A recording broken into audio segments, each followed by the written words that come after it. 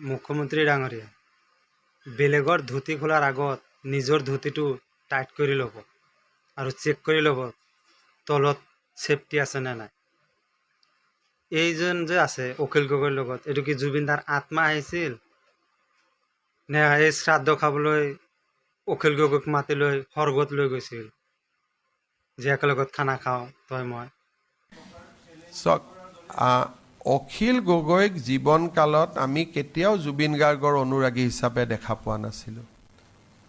কোনোবাই অখিল গগৈ কেতিয়াবা জুবিন গাৰ্গৰ গান ভাল পালোঁ বুলি টুইট কৰা ক'ৰবাত আছে নেকি কাৰোবাৰ লগত?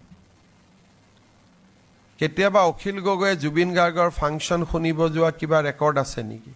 এইটোতো পলিটিক্স কৰি আছে। আৰু মৃত ব্যক্তিক লৈ ৰাজনীতি কৰা মানুহ হ'ল আটাইতকৈ নিকৃষ্ট ৰাজনীতিবিদ বুলি কোৱা হয়। তেওঁলোকে ভাবিছে ইয়াত ভোট আছে, কিন্তু ইয়াত উল্টা পৰিব। কাৰণ মানুহে কোনেও নিবিচাৰে যে এজন মৃত ব্যক্তিক লৈ ৰাজনীতি কৰাটো।